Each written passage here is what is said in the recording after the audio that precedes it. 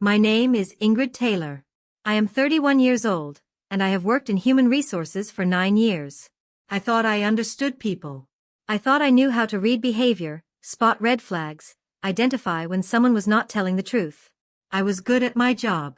I had certifications, training, years of experience mediating conflicts and managing crises.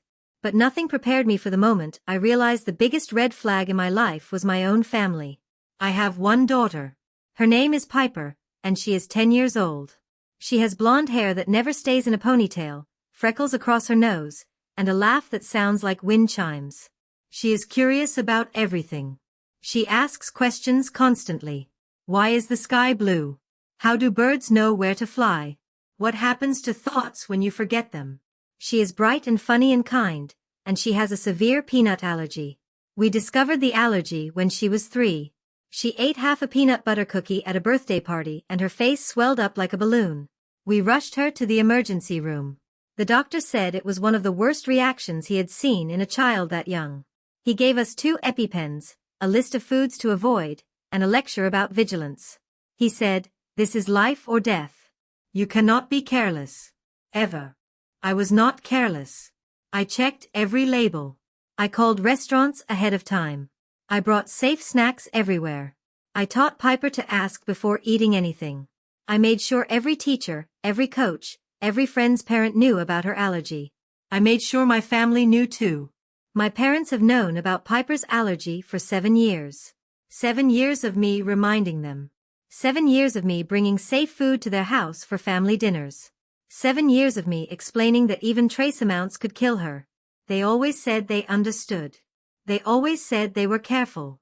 But careful and actually caring are not the same thing. My mother is 62. She is a retired real estate agent. She has perfect nails, perfect hair, a perfect house, and a perfect image to maintain. She hosts book club, volunteers at church, posts inspirational quotes on Facebook, and judges everyone quietly but thoroughly. My father is 65. He is a retired insurance broker. He golfs 3 times a week, drinks bourbon every night, and has opinions about everything but feelings about nothing. I am their only child. They wanted more kids, but it did not work out. For a long time, I think they hoped I would be everything they wanted. When I got pregnant at 21 with a man I barely knew, a man who disappeared the second he found out, I became everything they did not want instead. They helped me, but always with conditions. Always with reminders that I had disappointed them. Always with the unspoken message that I owed them for every single thing. So I paid them back. I paid them back for years. When Piper was 2, I paid for my father's new roof. $6,000. When she was 4, I paid for my mother's surgery that insurance did not cover. $11,000.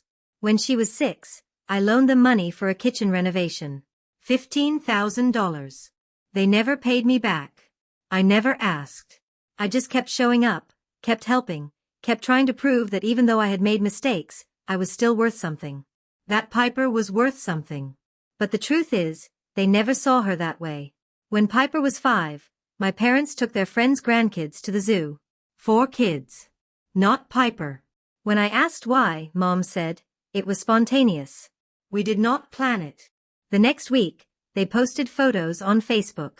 Matching t-shirts. Captions about their grand day with the grandkids. But not Piper. When Piper was 7, my parents paid for their friend's grandson to go to summer camp. $2,000. Piper wanted to go to the same camp. I asked if they could help. Dad said, "We already committed to helping Tyler. We cannot afford both." I took on extra freelance work to pay for it myself. When Piper was 8, my mother hosted a birthday party for my cousin's daughter. 30 people. Bouncy castle. Face painting. Goodie bags with personalized ribbons. Piper's birthday the same year? They sent a card with $50 and a note that said, "Sorry we cannot make it. Busy weekend." When Piper was 9, my parents went on a cruise. 2 weeks. They came back with photos and stories and gifts for everyone. They brought Piper a keychain. I told myself it did not matter. I told myself they were just busy, just forgetful, just set in their ways. I told myself Piper did not notice. But she did. She always did. She just stopped asking questions about it. 3 months ago, I got a promotion at work. Senior HR manager. It came with a raise, more responsibility, and a lot more meetings. I was excited. It felt like everything I had worked for was finally paying off. But it also meant longer hours, more travel, more time away from Piper. I needed help. I needed someone I could trust to watch Piper when I had late meetings or overnight trips. I did not have many options. Piper's father was not in the picture. I did not have siblings. My friends all had their own kids and their own lives. So I asked my parents. I sat them down. I explained the situation. I reminded them about Piper's allergy. I went over the emergency plan. I showed them where the EpiPens were kept. I made them repeat back to me what they would do if she had a reaction. They said they understood. They said they would be careful. They said they wanted to help. I believed them. The first few times went fine. My parents picked Piper up from school, gave her dinner, and I picked her up by 8. They followed the rules. They gave her safe food. They kept the EpiPens nearby. I thought maybe I had been too hard on them. Maybe they were trying. Maybe things were getting better. Then came October 14th. I had an all-day off-site meeting in Sacramento. It was mandatory. Senior leadership, strategic planning, the kind of meeting you cannot skip. I left at 6 in the morning. I would not be back until 7 at night. I asked my parents if they could watch Piper for the day. They said yes. I packed her a lunch, snacks, her EpiPens, and a list of emergency contacts. I went over everything one more time. My mother sighed and said, "Ingrid, we know. We have done this before." I dropped Piper off at their house at 6:45. She was still in her pajamas, carrying her backpack and a book she was reading. She hugged me goodbye. I told her to call me if she needed anything. Then I left. The meeting started at 8. My phone was on silent. I did not check it for hours. We broke for lunch at noon. I pulled out my phone. 14 missed calls. 9 from Piper. 5 from a number I did not recognize. No calls from my parents. My heart stopped. I called Piper's number. It rang 4 times. Then she answered. "Mom?" Her voice was wrong. Thick. Raspy. Scared. "Baby, what is wrong?" "I do not feel good." "What happened?" "Where are you?" "At Grandma's. I ate something. My mouth feels weird." "Weird how?" "Tingly. And itchy. And my throat feels tight." "Oh God. Oh God. Oh God." "Where are Grandma and Grandpa?" "They left." "What do you mean they left?" "They said they had plans. They said I would be fine by myself for a few hours." I was already moving. I was grabbing my bag, running for the exit, pressing the phone so hard against my ear it hurt. "Piper, listen to me. Where are your EpiPens?" "In my backpack." "Can you get one?" "I think so." "I need you to get one right now." "Can you do that?" I heard rustling. Movement. Then her voice again, smaller. "I have it." "Okay. Do you remember how to use it?" "I think so." "I need you to use it right now. Pull the blue top off. Hold it in your fist. Press the orange tip against your thigh. Hard. As hard as you can. Do you understand?" "I am scared." "I know, baby. But I need you to do it. Right now." "I am coming. I am coming right now. But you need to do this first." There was a long pause. Then I heard a small gasp. "I did it." "Good. Good girl. Now call 911. Tell them you had an allergic reaction. Tell them you used your EpiPen. Tell them you need an ambulance." "Can you do that?" "Yes. I am on my way. I love you so much." "I love you too, Mom." I hung up. I ran to my car. I called 911 myself while I was running. I gave them my parents' address. I told them my daughter was 10, that she had a severe allergic reaction, that she had used her EpiPen, that she was alone. The dispatcher said they were sending someone. I got in my car. I started driving. Then I called my mother. It went to voicemail. I called again. Voicemail. I called my father. Voicemail. I called my mother again. On the 5th ring, she answered. "Hello." She sounded cheerful. Relaxed. There was music in the background. Voices. Laughter. Where are you? Oh, hi, honey. We are in Napa. We had a spa day planned. I meant to tell you, but it slipped my mind. You left Piper alone? Just for a few hours. She is 10. She can handle it. We will be back by 4. She is having an allergic reaction. There was a pause. Then, what? She ate something. She is having an allergic reaction. I had to talk her through using her EpiPen. She is 10 years old and she is alone and she was dying and you left her. Ingrid, calm down. She is fine. She is always fine. You are being dramatic. I was driving 80 miles an hour. My hands were shaking so hard I could barely hold the wheel. She called me 14 times. She was scared. She could barely breathe. And you left her alone so you could go to a spa. We did not know. And besides, she is fine now, right? You said she used her EpiPen. So everything worked out. Everything worked out? Yes. She is fine. You are overreacting. You always overreact about this. Where in Napa are you? Why? Tell me where you are.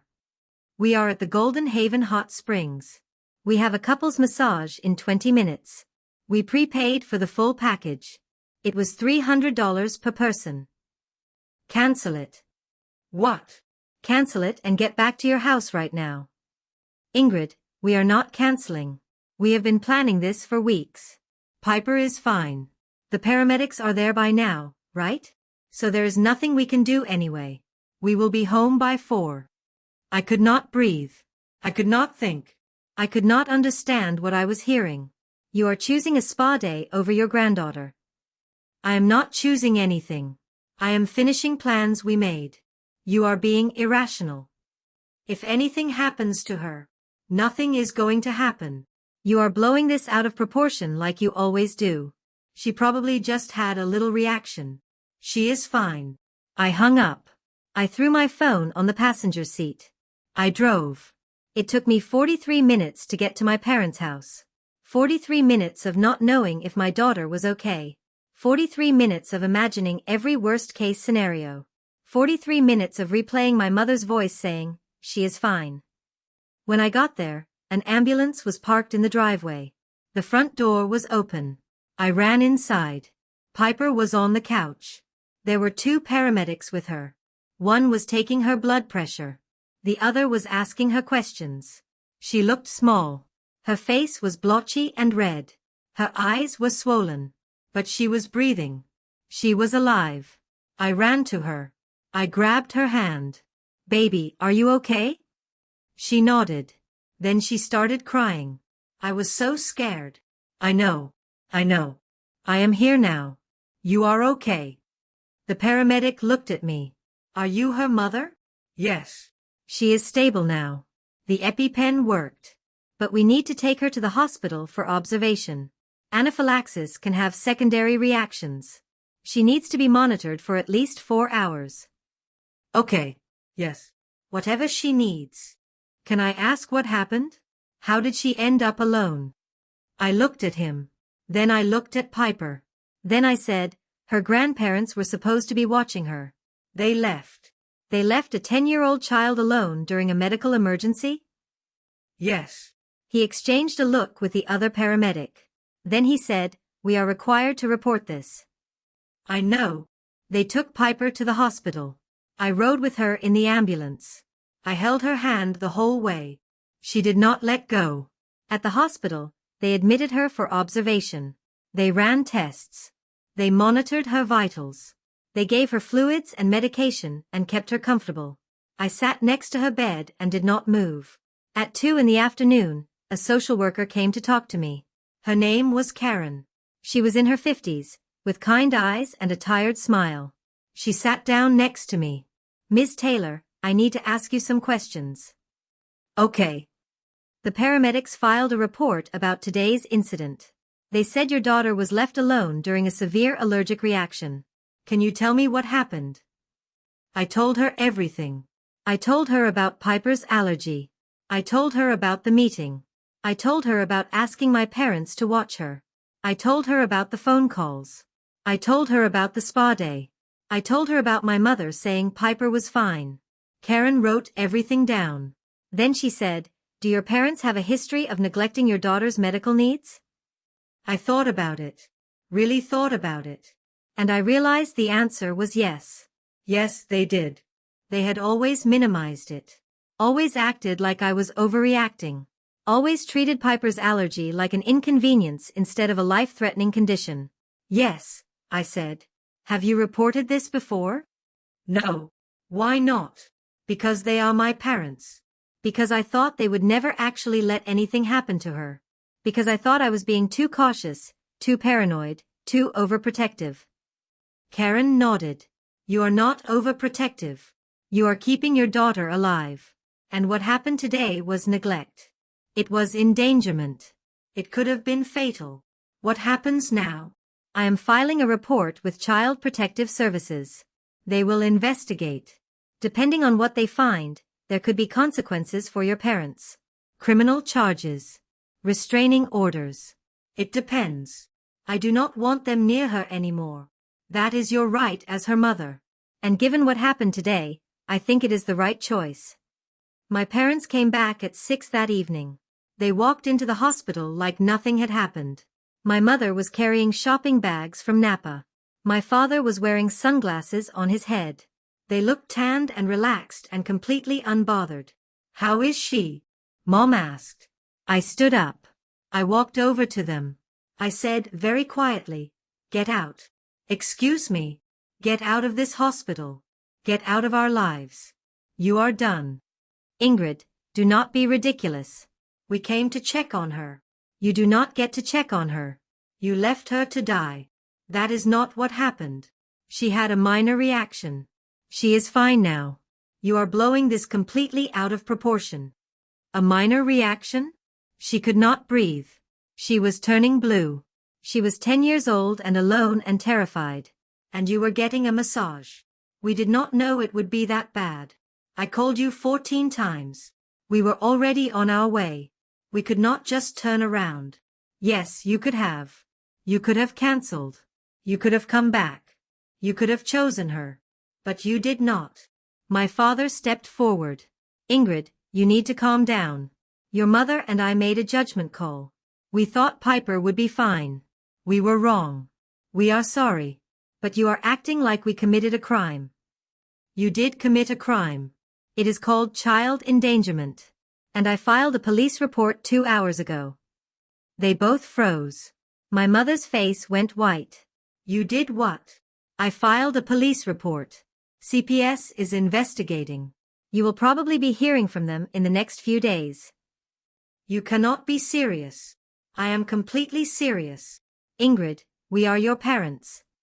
And she is my daughter. And you almost killed her." "We did not almost kill her. She used her EpiPen. Everything worked out. Because she saved herself. Because a 10-year-old child had to administer emergency medication to herself while she was alone and scared and you were getting your nails done. Do you understand that? Do you understand how close she came to dying?" My mother's eyes filled with tears. "I cannot believe you are doing this to us." "I am not doing anything to you. You did this to yourselves. We made a mistake. One mistake. And you are destroying our lives over it. You made a choice. You chose a spa day over my daughter's life. That was not a mistake. That was a decision." My father grabbed my mother's arm. "Let us go. She is hysterical. We will deal with this later." "There is no later. Do not call me. Do not come to my house. Do not try to contact Piper. If you do, I will file for a restraining order." "You are going to regret this," my father said. "The only thing I regret is trusting you." They left. I went back to Piper's room. She was awake. She had heard everything. "Are Grandma and Grandpa mad?" she asked. "I do not care if they are mad." "Are you mad at me?" "What? No." "Baby, no." "Why would I be mad at you?" "Because I ate something I was not supposed to." I sat down on the bed. I took her hand. "What did you eat?" "There were cookies in the kitchen. Grandma said they were safe. She said she checked." but I think they had peanuts in them. She told you they were safe? Yes. She said she made them special for me. I closed my eyes. I tried to breathe. My mother had given Piper cookies. She had told her they were safe. And they had peanuts. Did she see you eat them? Yes. She was right there. She watched me eat 2 of them. Then she said she and Grandpa had to leave. She said I would be fine. But then my mouth started feeling weird and they were already gone. I could not speak. I could not think. My mother had given Piper the cookies. Had watched her eat them.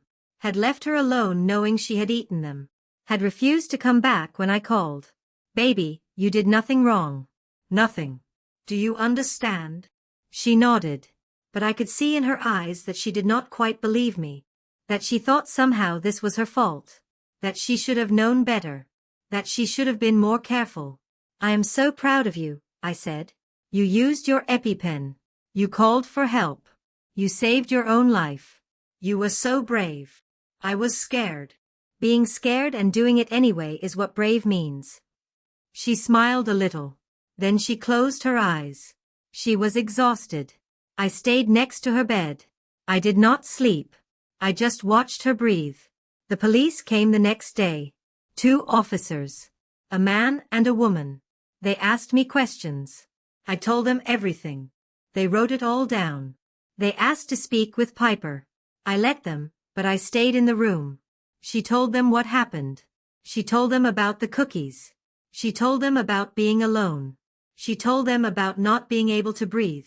The officers exchanged a look. Then the woman said, Ms. Taylor, we are going to open an investigation. This is a serious case. Your parents' actions, or lack thereof, constitute criminal negligence and child endangerment. What does that mean? It means they could be charged. They could face fines, probation, possibly jail time depending on the circumstances and their history. Good. She nodded. We will be in touch. They left. 2 days later, CPS came. They interviewed me. They interviewed Piper. They went to my parents' house. They took statements. They reviewed medical records. They built a case. 3 weeks later, charges were filed. 2 counts of child endangerment. 1 count of criminal negligence. My parents hired a lawyer. The lawyer called me. He said my parents wanted to settle. They wanted to apologize. They wanted to make things right. I said no. The case went forward. It took months. There were hearings. Depositions. My parents had to testify. I had to testify. Piper had to testify. It was exhausting. It was painful. But it was necessary. In the end, my parents pleaded guilty to reduced charges. They each got 2 years of probation, community service, and a fine of $5,000 each. They also got a restraining order that prohibited them from contacting Piper or coming within 500 feet of her. My mother called me once during the trial. I answered by accident. I thought it was my lawyer. Ingrid, please. Please stop this. We are your parents. We love you. We love Piper. We made a mistake. Please. A mistake is forgetting to buy milk. You left my daughter to die. We did not leave her to die. We thought she would be fine. You gave her cookies with peanuts in them. You watched her eat them. You left her alone. I did not know they had peanuts. I thought they were safe. You thought they were safe, or you did not care enough to check. She was quiet for a long time. Then she said, I cannot believe you are doing this to me. I am not doing this to you. I am protecting my daughter from you. She is my granddaughter. No. She is my daughter. And you lost the right to be her grandmother the second you chose a spa day over her life. I hung up. I blocked her number. I blocked my father's number.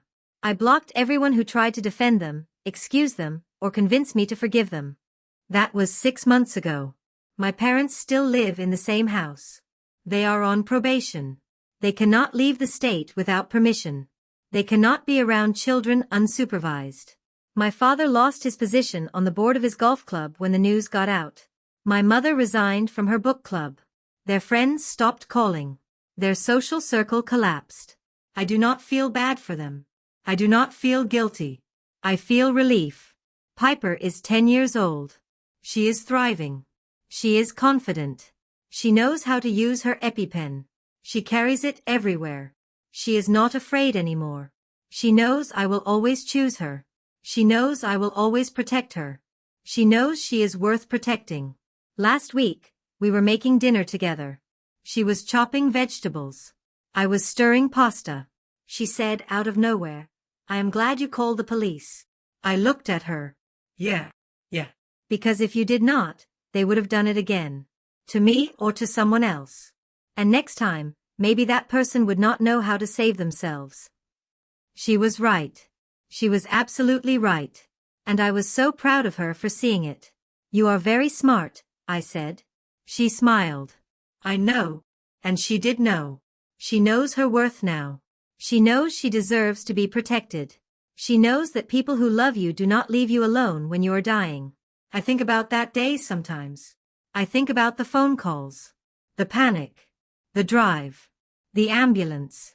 I think about my mother saying, "She is fine," while my daughter was struggling to breathe. I think about the choice they made. The spa day. The massages.